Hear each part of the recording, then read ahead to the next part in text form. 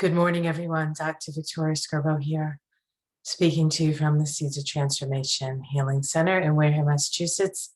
We're going to do the week ahead, and that is the week from April 25th to May 1st, the week ahead in astrology. And then at the end, I do a card reading to see what the energies are for the week ahead via the cards. So we have a very exciting week this week, a lot of things happening. And so we're going to get right to it. But before we do that, I just want to point out that I have my St. Barbara candle. Whoops, right there. That is the candle that I have that has been burning for the new moon in Aries. And so, and this week we see a culmination of that, of what the seed planted at that time. With the full moon in Scorpio that we have this week, but we'll get to it when we get to it. And then those flowers back there are from the little nursery, the tulip nursery that I created last fall, because I bought all these beautiful tulips for Michael to plant in the garden in the fall for the spring. For you guys, well, for me too, and for him, for everybody. But he hurt his arm. He had to have surgery on his arm, so he couldn't do any gardening. And so he had this, I don't know, thing that he said, let's plant it in here, and we'll plant all the things, and then we'll transplant them in the spring. But we've transplanted a few of them, but they don't really take well to transplanting. So what we're going to do is we're just going to use them as cut flowers, and then once all the flowers are gone, we're going to leave the greens. We're going to let the greens like take in all the sun that they need, and then we'll take them all out, dry them up, and then plant them in the fall. So that's the plan for those. So. And Michael, I don't know if you saw my video this morning, but he just planted his peas and he cleaned out his garden, and it looks beautiful. That like deep, dark, rich soil that he creates in there. Beautiful. So things are happening. We had two of my good friend Jackie, her sons came, and they're kind of like our pit crew, I guess, and they help us with the more strenuous parts of our plans. Nice kids, really nice kids, very helpful, and very willing to pitch in. So it's a beautiful thing. And we can all kind of do that. We can all, the thing I like about these boys is their willingness to say yes to things, right? Their willingness to try something. They don't really always know what they're doing. But with a little coaching and a little instruction from Michael, they have a lot of heart, and it's good to see. And I know that a lot of people give the young people a hard time. You know, they're lazy, they're this, they're that, but they're really not. I think that given responsibility and given a power and given agency, they can be quite creative and very hardworking. So that being said, let's get on with the show. Okay, so I think what we can do is I'm going to share my screen with you. Let me just find the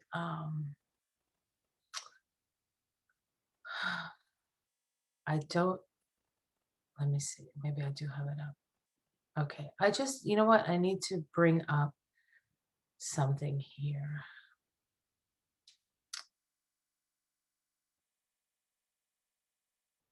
That okay, I can do it this way. Sorry, I know I'm talking to myself, but okay, this is the one I want. Awesome. All right, so let's get going here. Okay, I'm going to share my screen with you now. You're like, yeah, yeah, you keep saying it, but I don't see no screen. Uh,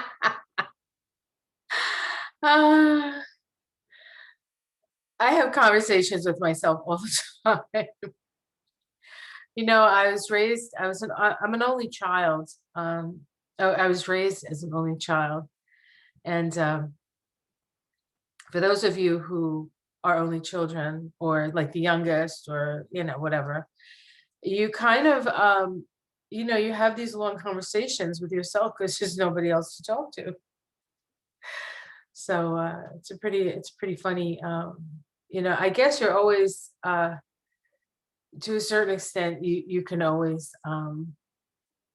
what's the expression I'm looking for? There's an expression here. Keep yourself occupied. Entertain yourself. You can always entertain yourself. I got a little thing on my back here. I'm gonna make sure it's not anything I have to worry about. I'll have to have Michael look at it. We do have issues with ticks around here, so I always got to do a tick check on myself. I got a little itchy spot back there, but I think it could be a bug bite. All right, let's take a look here. So today is Sunday, April 25th, and we're looking at that today. We have two things happening today that is pretty important. Actually, three things happening today. We have Venus and Mercury making their first quarter square to Saturn. Now, here in this chart here, we have Venus making her square to, where is my cursor? I have lost it. Oh, there it is. Okay, so here we go. Here's Venus. Venus is at 1252 of Taurus. And here is Saturn at 1252 of Capricorn. So whenever you looking at a degree, especially if you want to look at the Sabian symbol for that degree, which are below here actually, it's like the degree, and then if there are minutes, then you go to the next degree. So if it's 10 degrees, 30 minutes, you go to 11 degrees.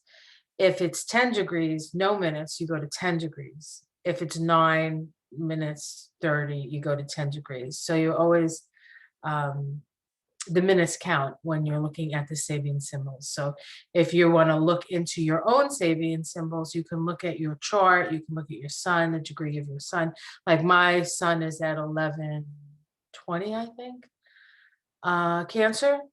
And so I would look at 12 degrees of Cancer if I was going to look up my Sabian symbol. So that's how you do it. And it's actually a lot of fun. And if you don't have the book, The Sabian Symbol, there is actually a website, mindfire.ca, that has the whole book on there. So you can just use your computer and find out what your Sabian symbols are. It's kind of a fun, it's fun. And the book is amazing. So if you're interested in sort of diving into your own chart that way. But this first quarter square between Saturn and Venus is the first crisis point that we come to in a synodic cycle that began on February 6th.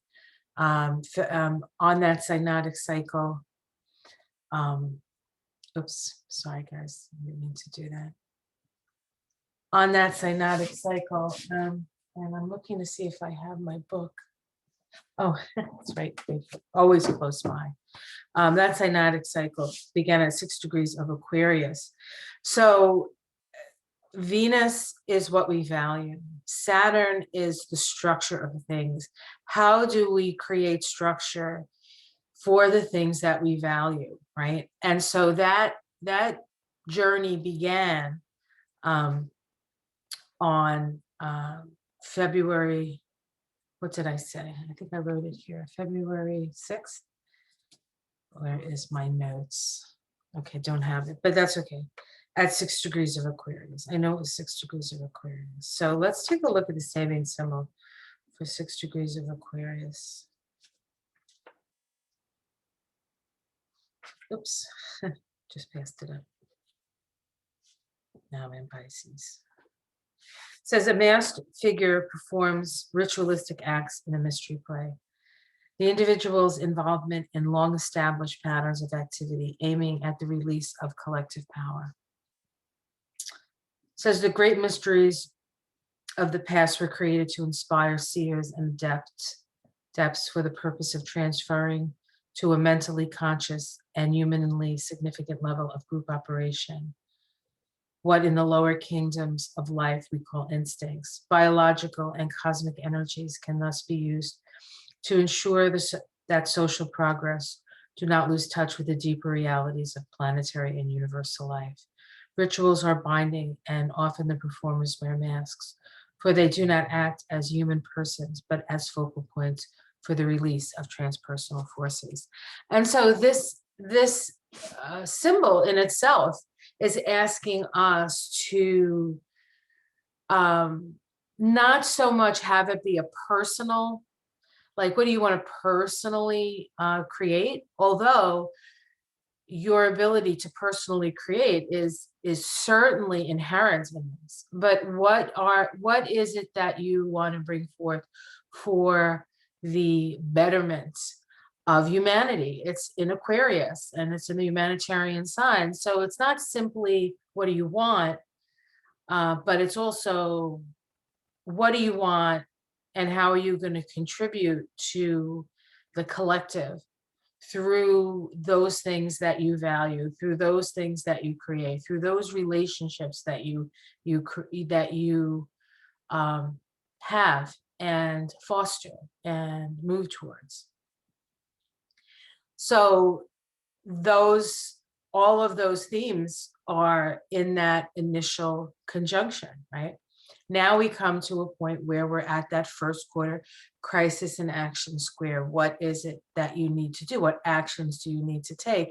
As we look at this crisis in action square, we look at the 13th degree of both Taurus and Aquarius, because this is where we have Venus in Taurus and we have Saturn in Aquarius. So we can look to see the nuance to this particular square. And we have 13 of Aquarius, a barometer, the ability to discover basic natural facts that allow us to plan in advance for action, anticipation. So a barometer is something that measures something, right? Measures the pressure, as it were. And so we need to measure the pressure that is on our lives, right? Like realistically looking at our lives and the pressures that are put upon them. That being Saturn reality, like the planet of reality. And then Venus, the planet of creativity and relationship and what we value and what's important to us. And magnetic attraction in 13 degrees of Taurus says a porter carrying heavy baggage, self-mobilization for social advantage, a compulsion for gain. So this is like a porter carrying heavy baggage is this is a time of heavy lifting. This is a time when you have to work. You know, we're in the garden now here at the Seeds of Transformation, and we have to work it. We have to move the soil, we have to plant, we have to mow, we have to cut, we have to, clean, we have to do all of those things. And as I said at the beginning of this, which I didn't realize would have anything to do with what I'm saying now, is we have had to create relationships with young men who can help us to do the vision, because there is heavy lifting. And so if you need help with this, ask for help. Or find somebody who is doing the same sort of thing and do it together. What is that? Many hands make light of work or something. There's an expression. And so this is so crisis in action. Like, I want to take an action. What do I got to do? Maybe you need to pull some people in. Remember, the initial conjunction was in Aquarius, which is about group orientation. So you don't have to go it alone necessarily. So now we look at, let's see, I think, is this Mercury? Yeah, is this Mercury? No, okay, you know what? These are both Venus squares. But we also have Mercury squaring Saturn. And that conjunction began the 9th of January. That conjunction happened the 9th of January. And that occurred at 3 degrees of Aquarius. Now, this is a different energy. It's at a different degree of Aquarius. And I'll read to you the 3 degrees of Aquarius. Now, Mercury is how we think, right? It is, and Saturn is the structure of our reality. Mercury is how we go out and get information. It's an interface between the inside and the outside. Mercury rules the nervous system. We evaluate our environment through our Mercury to a certain extent, right? So it says, a deserter from the Navy, the individual's self-realization through a crucial repudiation of the collective status, which has become unbearable. So this is somebody who was not particularly, was somebody who would have normally gone by the rules of society, right? Somebody in the Navy, somebody in the military goes in knowing that they have to follow the rules. That is the discipline, right? And the willingness to really hand over your power to somebody who's on a higher level, hopefully a higher level of experience, a higher level of wisdom, but not always the case, right? So this symbol is somebody who would normally have done that is questioning authority. When the military questions authority, you know that we have an issue, right? So this is that first quarter square to that. So this is a crisis in action. So this can be in its own way a very revolutionary step forward. But this particular first quarter square is about building the foundations for things. So this is something that we need to know. And we also need to understand where the soldier comes from. And I want to point out that one of the things that stunned people with the insurrection was that there were so many people who were Marines, especially most of them I think were Marines, but you know, that's their nature to go in first anyway. But these were people who dedicated themselves to the country that decided to be part of an insurrection of that country because they didn't want to, they didn't like the direction the country was going in, right? And you know, you could overlay the white supremacy on it, you can overlay the patriarchal rule, you can overlay all kinds of things. But I think you'll lose it if you don't take in the revolutionary aspect of that. And then the question is, what is our military doing? Why are we in these places? Why are we putting people in harm's way? For who, for what? You know, we have to really question our aggressive tendencies here in America. And the thing is I think that America is actually going to have to be less aggressive to the outer world. Or if they are, it's going to be more about holding, instead of taking over, it's going to be more about like holding space for things to happen and things to grow, which I think it has to happen because America has to figure out who it is, who are we as Americans, right? What do we stand for? At a core level, the leaders will do what we ask them to do. It's up to us. It really is. Even though dark money and all that other stuff, ultimately we say no. Yes, we're not going. We're not doing this. And if they pay attention, they can help start building it in a more maybe progressive, helpful way. If they don't, we'll have more revolution. And this vibration of this vibration of this year, 2021, is a 5. It's about change.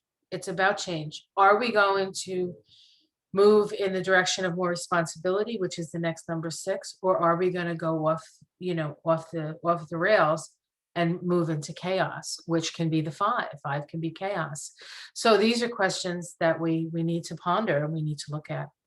All right, so and the square to Mercury occurs at the same degrees as Venus did. Okay, so I also want to talk about a conjunction between Venus and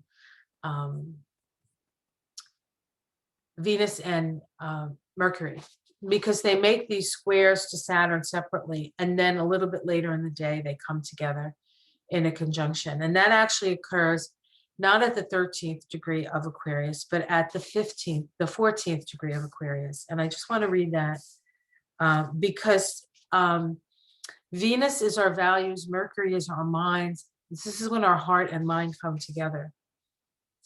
It says a train entering a tunnel, the ability to shortcut the process of natural evolution by the exercise of will, mental skill, and physical self-discipline.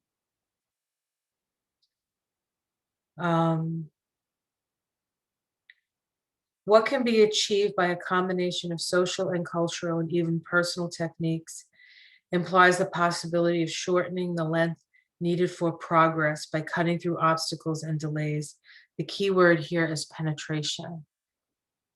Penetration. So this is really a request, and this is something that you can do for yourself today, is you can really think about where you want to go and the techniques that are going to get you to get there, right?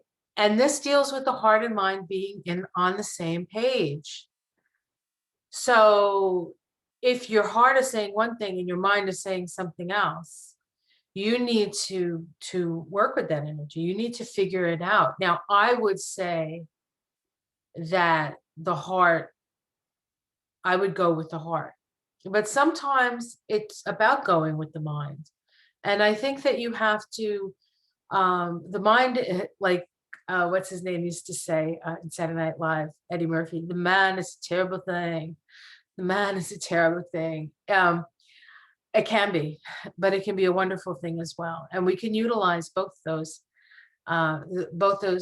abilities. What's in our heart? What do we value? What's important to us? You know, to some people, you know, money is important to them. Does that mean that that is a value worth, you know, making shortcuts and trying to, you know, penetrate a stone tunnel, right? Like the side of a mountain right? You know, maybe not. For them, maybe they feel that, but you know, as it affects the rest of the world, how does that? Because this is all happening in Aquarius. And so we have to be aware of, you know, we are our brothers and sisters keepers. There's just no way, there's no two ways about it. All right, so next thing that's happening is tomorrow we have a full moon in the sign of Scorpio. This is a very powerful full moon. It is a super moon. What does super moon mean? It means that it is closer to the earth. And so when it's coming up, it looks bigger. I saw the moon yesterday, last night. It was very magical. We had a storm coming in. So the moon had this sort of, it wasn't clear. It was, you could see it, but there was, it was almost like, it looked like a water painting, right? It wasn't there wasn't clear demarcation. Things were sort of fuzzy, but powerful and beautiful, and just sort of sitting up there in the trees. At one point, I went outside and I looked up, and the moon was like right up in the branches of the maple tree. So this is a powerful, powerful time. And the sun, of course, is going to be in Taurus, and the moon is going to be in Scorpio. This occurs at 8 degrees. Okay, we have the moon here at 8 degrees, 7:06. The sun at 8 degrees, 7:06 of Taurus. The sun is in a conjunction to Uranus. Now, it is moving towards its exact conjunction to Uranus, which is going to happen a little bit later in the week. So the sun is actually balsamic to Uranus. And this requires us to surrender to the higher self, to surrender to the higher vibrational energy, surrender to the change that needs to happen. This is individuation. This is individuation. And then we have the moon in Scorpio.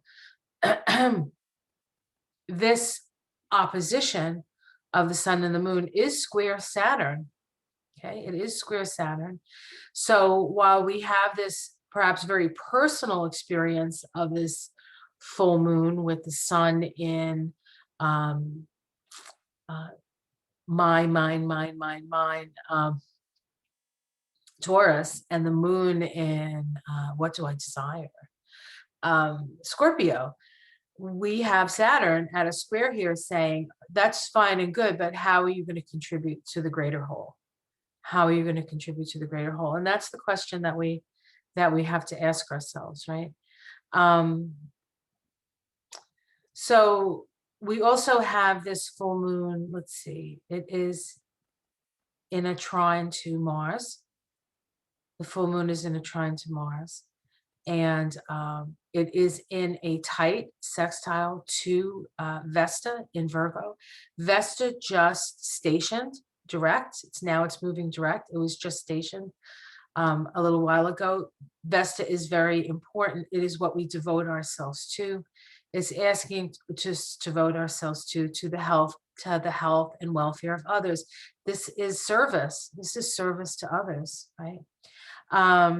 Let's see what else is going on here. I know that there's a number of things happening here that are significant.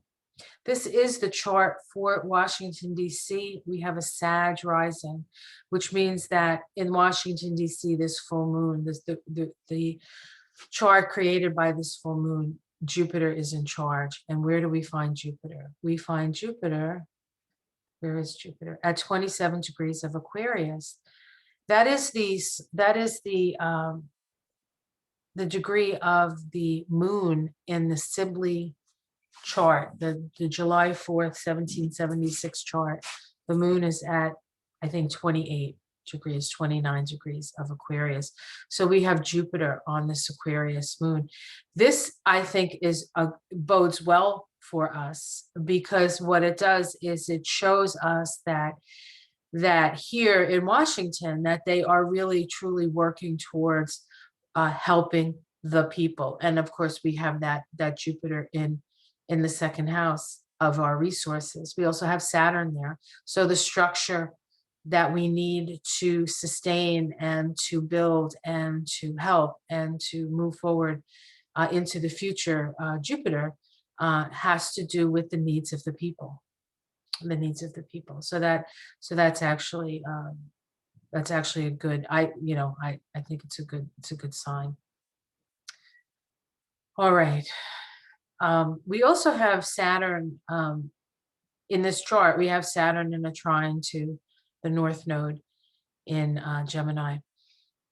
We could see this in part as the George Floyd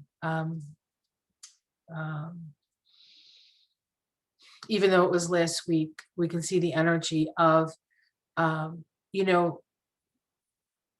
humanity. This is a humanitarian sign. This is creating the structures to even out to even out the boats, so to speak, in a trine with the North Node of the moon, which is asking us to talk to one another and see how we can help one another. It's in the 6th house of service. Right. And then sort of with the South Node here in the 12th house, letting go of those things that undo you, beliefs that undo you. Like, what beliefs do you have that are not helpful for you? Do you believe that you're not worthy of love? Is that helpful? Do you believe that you're going to be damned to hell because of some crazy religious, like breaking some religious law? Is that helping you? Is that time to let go of that stuff, right?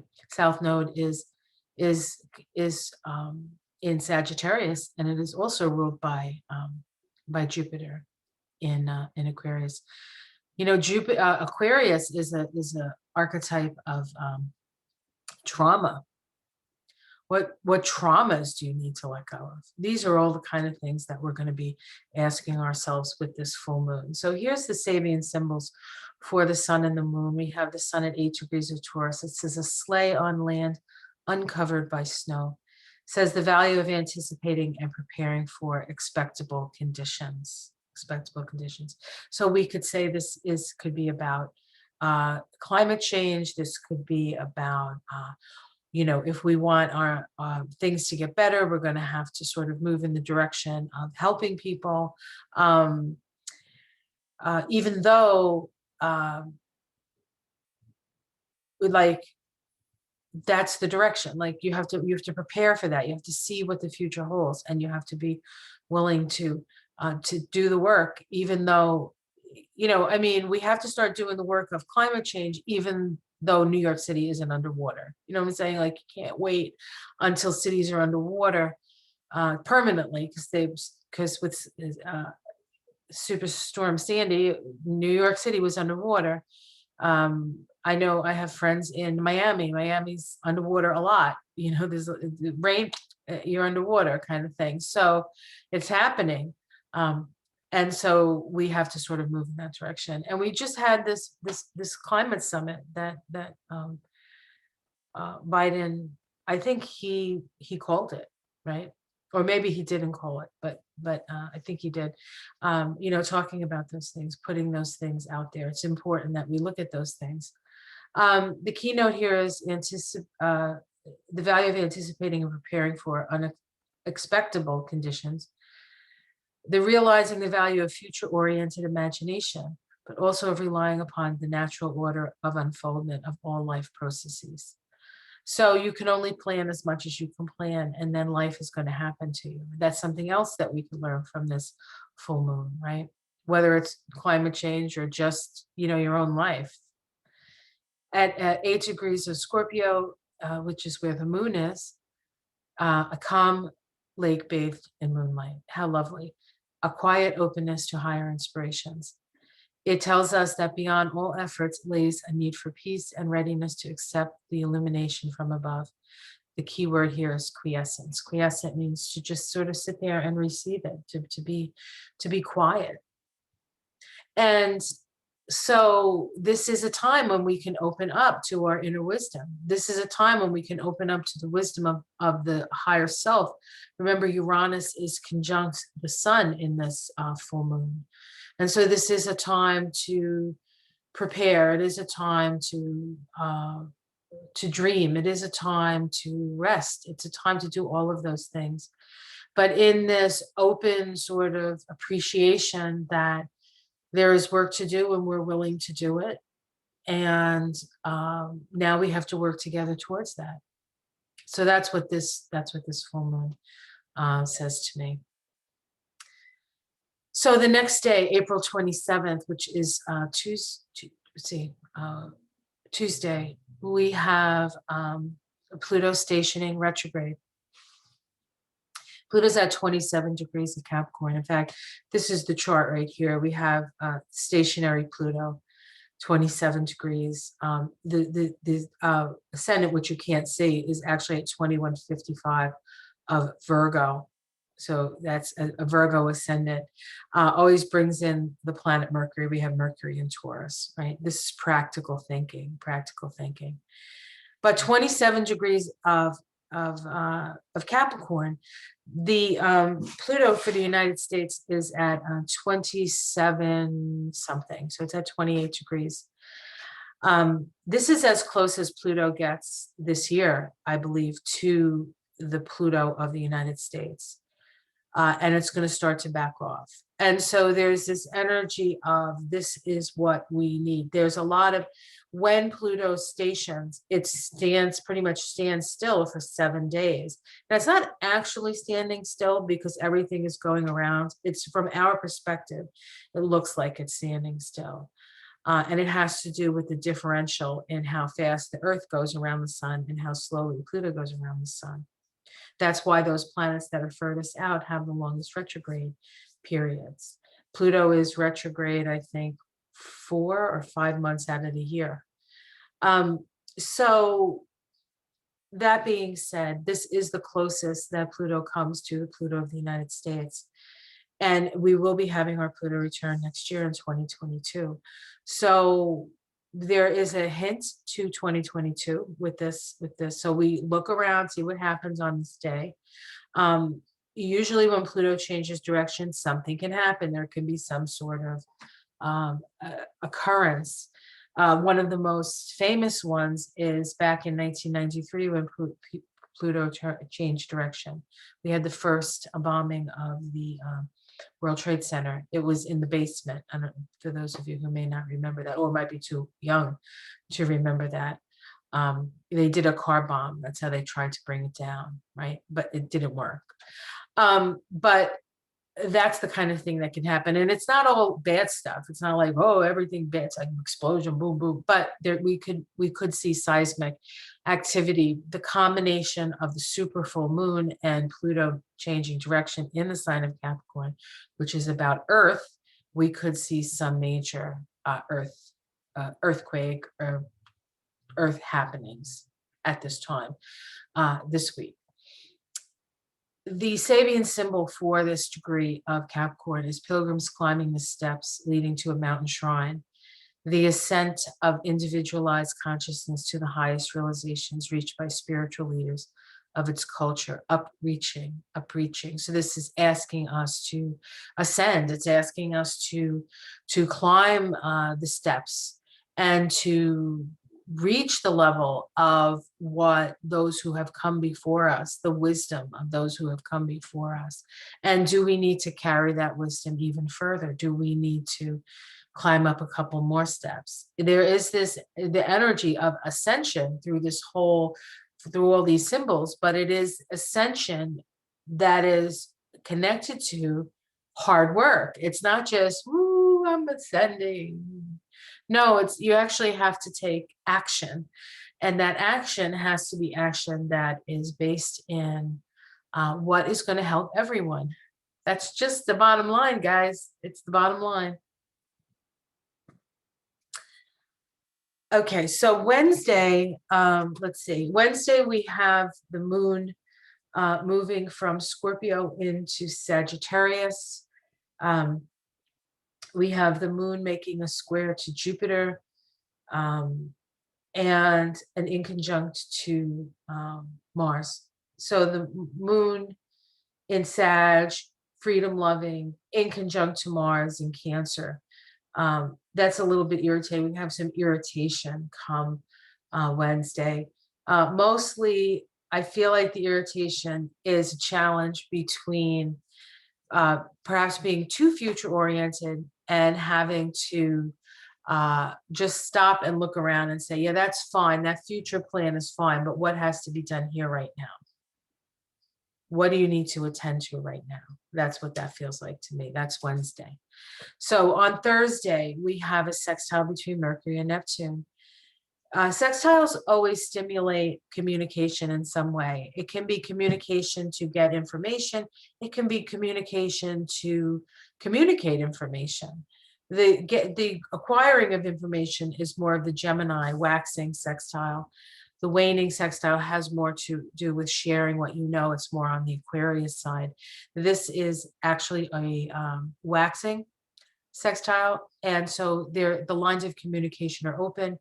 Mercury to Neptune, spirit. So this is a good day every day is a good day to check in with spirit, but you can get some information with this. And then Friday on the 30th, we have the sun making a conjunction to Uranus at 11 degrees of Taurus.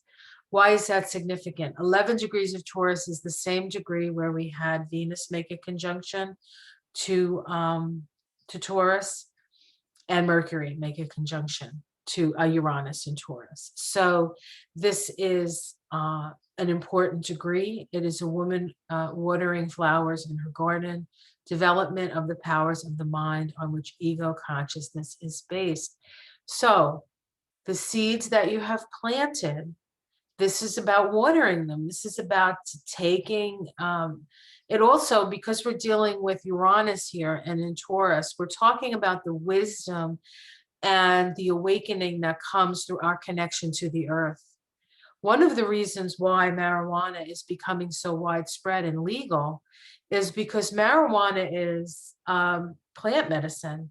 And with Uranus in Taurus, more and more plant medicine is becoming available to people, whether it's marijuana or microdosing on mushrooms, or ayahuasca, or Damiana, I think is the other one. There's a whole bunch of things. And a lot of this comes through through the shamanistic practices of the indigenous people.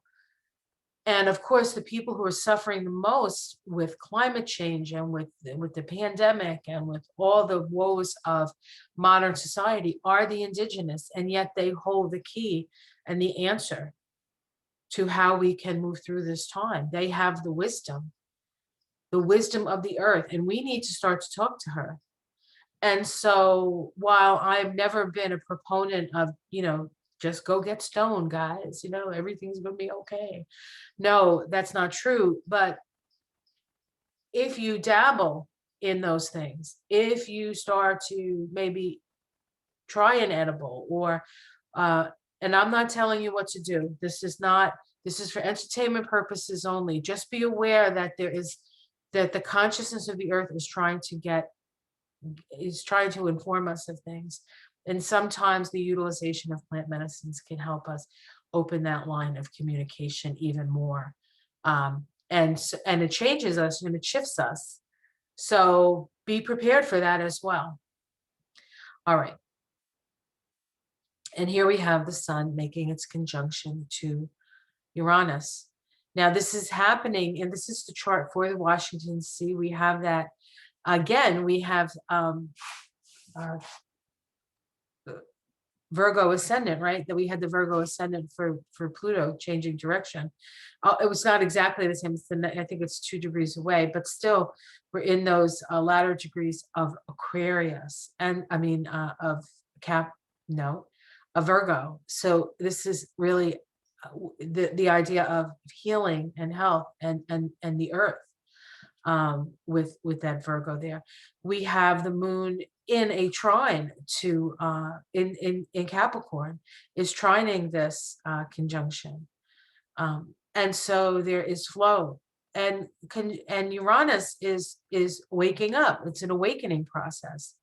And so this is an opportunity for us to wake up. Again, we have Saturn in a square to that conjunction. So Saturn there is saying, okay, how is this going to serve the collective? How is this going to serve collective? Saturn being in that 5th house of creativity. There's a lot of really great creative energy out there right now. And I was actually talking to Denise, who you guys know from conversation, a high tea with Denise. We're going to be doing another high tea very soon. I've just been flat out really, and so hasn't she. So, but we will get together over the next few days and we will do another high tea. But she was saying that she feels like she was sort of like up in the ethers, and now she has landed.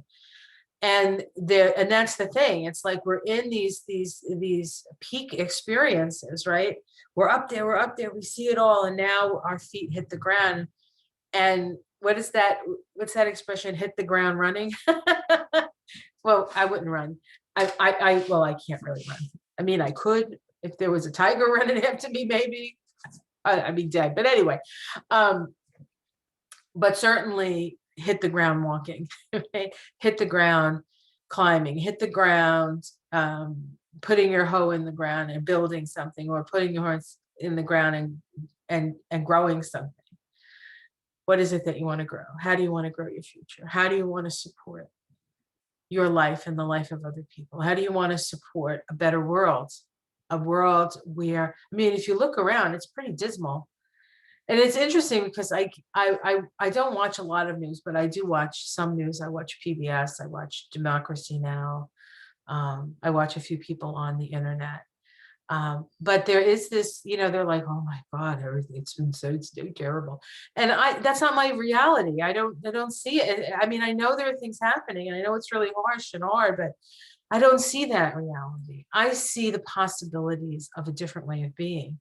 And maybe that's my own dysfunction, but I really prefer to be there than, oh my goodness. Like I had 4 years of that. I don't need any more of that. Do you know what I mean? All right, so that is April 30th. Okay, so the last day, let me stop this share. The last day is going to be May 1st, and I don't have thing for that. So what did I do with May? Ooh, Monday, Tuesday. Are you kidding me? May disappeared on me. May 1st. Hold on one second. I have to find my little piece of paper for May 1st. Okay. So Saturday, May 1st, May Day, right? It's actually a pagan holiday, the holiday when the goddess and the god literally come together, right? In the fields to bless the fields. It's a fertility ritual. We have the maypole, right? The young girls going around the maypole with their ribbons, right? The maypole is a phallic symbol, right? So this is all, and in the Catholic religion, May was the month of the mother, the month of the Virgin Mother, the goddess, as it were. And so May's always been special for me, because that was always special. We would have a coronation of Mary. You would dress up and you would go down the altar and you would put a crown on Mary's head. Beautiful, beautiful. One of my most fond memories of Catholic school, as it were. So that's May. That's May Day. So May Day is a celebration of the feminine, really. As we start May 1st, we have the moon in Capricorn. It does make a waning trine to the sun. This is a Sagittarius side trine. This is social rewards.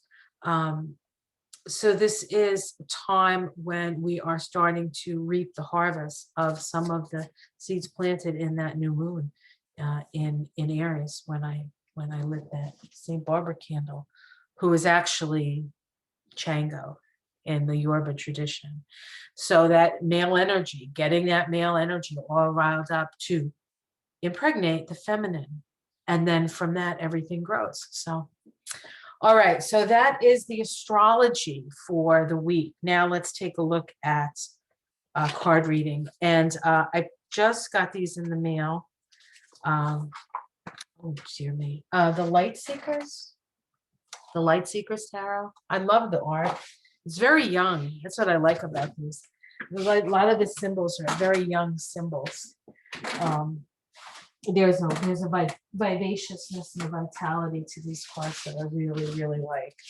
So let's take a look. They're kind of slippery, so I dropped one already, so I'm just warning you. All right. Very, very slippery. Okay.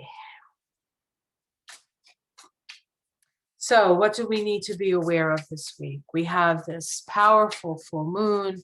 We have Pluto changing direction. We have these first quarter crisis in action squares to start the week. We have that lovely trine to end the week, a beautiful way of actually beginning the month of May. I will be doing the month of May, the astrology and Kabbalah of that over the next couple of days. And so hopefully I can have that out before May 1st. Just a lot to do. This is always a busy time for us because I have to balance the work that I do in the office here. Again, I dropped one. See what I mean? I've already twice. Oh, sorry, guys. I dropped the devil. He fell on the ground. Isn't he handsome? Look at that. Yeah, how would you say no to that guy, right? I know, it's terrible, isn't it? Oh, shoot. You might get old, but some things never change. You know what I mean? All right, let's go. Let's see what we got here. Hopefully these are, I want to really,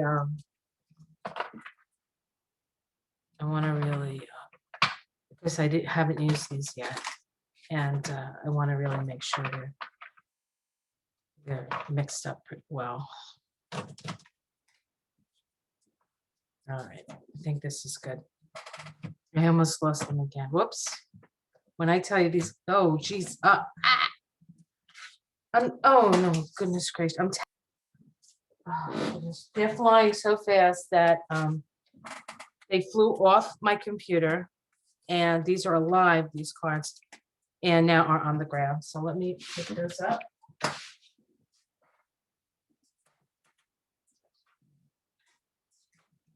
All right. I thought I was ready, and then they just flew off the thing. So again, apologies. All right, let's move it out. Oh, sorry, honey. I got it. My hair got in my eye and then started to itch me. All right, that's better.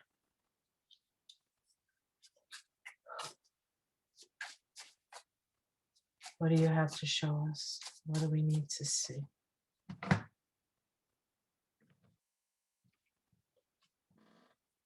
Okay. I got them all in my hand.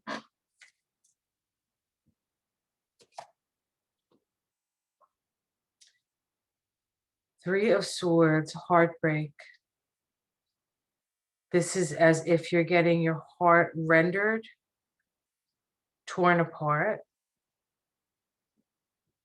And we can see that this woman is in agony.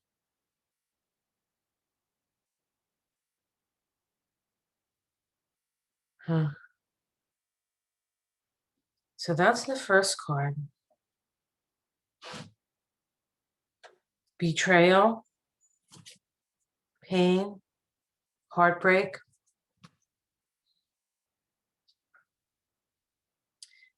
The Three of Swords is a hard card when you get it because you're like, oh no, suffering, right? But a heart that is broken, a heart that is torn asunder, when it heals, when it leaves more space for the light to come in. If anybody has had their heart broken, which is everybody on some level, there is this feeling of emptiness that happens after the break, after the rug gets pulled out from under you, after you find out that the person that you loved and trusted was untrue to you, after a friend stabs you in the back, after something that you thought you could rely on gets pulled away. There's an emptiness within you and a feeling of like desolation sometimes that comes with that. But with that emptiness, the light has a chance to come in. The light has a chance to enter and expand your understanding of love and your understanding of what it means to love. The Three of Swords, the threes in the tarot are associated with Vaina. Vaina is the divine feminine, associated in the Kabbalah with the planet Saturn. And so it's our trials and our tribulations that make us actually stronger. And we're dealing with swords, and swords is a mindset. It's a mindset. So very often I find, at least in my experience, that when my heart has been broken in that way, what is lost is the dream that I had. It may not have been the reality of the situation. The reality may have been very different, but the dream of the situation. And so your dreams, what you believe in, gets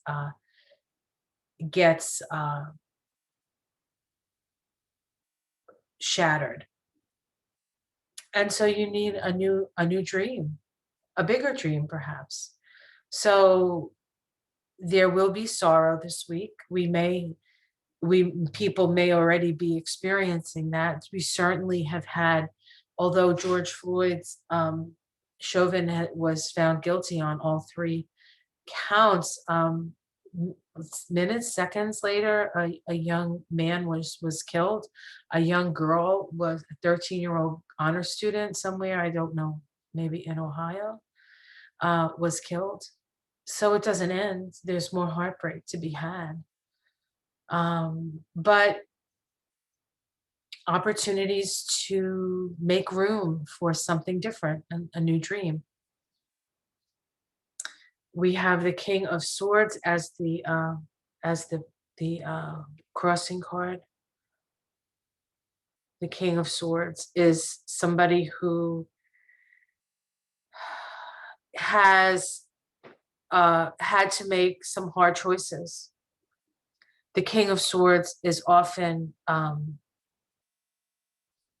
police, legal stuff. Will we see another incident this week that makes the news? We could. This could also be themes about how we can. These two cards could be specifically about George Floyd and what happened there, and now the Minneapolis police being looked at by the Justice Department. These are the kind of things that these two cards can indicate. Let's see what's at the root here. Love. And this is interesting because let's look at that. At the root of this is love. So how can we be more loving to one another? How can we open our hearts to the differences? We have a Black man and a white woman here.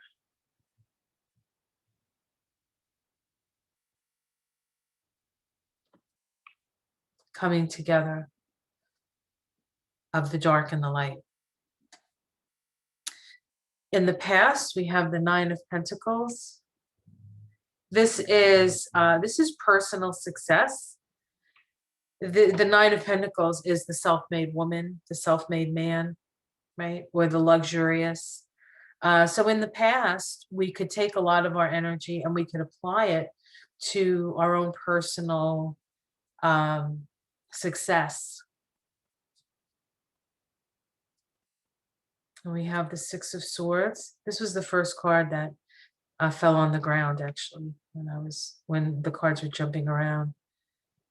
The Six of Swords. This is about moving away from the tumultuousness. This is seen, we have this woman, she's got a suitcase in her hand. She's got some swords. She's moving away. And it's interesting that the boat is being moved by crows. Crows are connected to Odin, the god, the Norse god. He's like the father god. He discovered the runes by hanging upside down from the Yggdrasil tree. He's often seen with a patch on and a crow on his shoulder. The crows are very smart. They're very collective. They're very social with each other, and they warn you. So this is about paying attention to the warnings that are coming from society. You can't ignore them. You have to know what's going on, but you don't have to be in the trauma of it. You can move away from it and still keep your awareness. Because I think what that awareness helps us to do is it helps us to make different decisions in how we're going to employ our life force. So it's not about being fearful of it, but being aware of it so that when you make decisions, the decisions that you make will move us away from the trauma and the chaos. So your personal decisions can mean a lot. And it doesn't necessarily mean that you have to volunteer for an organization or anything like that. Being mindful, living a good life, living a life with peace in your heart, love in your heart, and vision for the future. Right? What is this? What's going to happen to this planet? What are my children and my grandchildren and my children's children? What's going to happen 7 generations down the line? It's interesting because the natives of North America talk about the decisions you make for 7 generations. This latest generation of native indigenous people were the people at Standing Rock.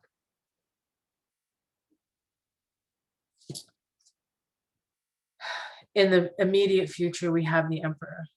The Emperor. There we go.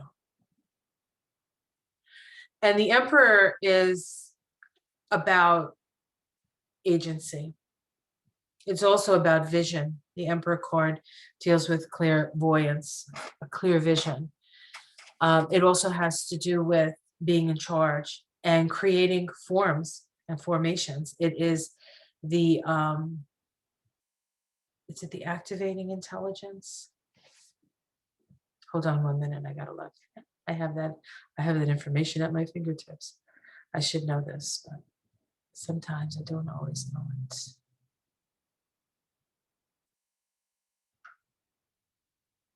It says the Emperor knows the substance of form and simultaneously is the substance of form. He knows because he is it. This is one of his mysteries. Once you have the vision, once you have constituted your frame, you also have the voice. You speak your truth through your vision, the constituting intelligence. So this Emperor card, as the outcome of the week, is here to remind us that the words that we speak, the actions that we take, the thoughts that we have create our reality. And we can create a reality based on love. We can do it. Despite the heartache, despite the challenges, despite what we see, we have the capacity. It's time to move away to a certain extent from our own personal success and include the success of humanity along with that. So you'll still be successful. It'll be in a less personal way. All right, guys, I hope you enjoyed that. Have yourself a great day. Like and subscribe.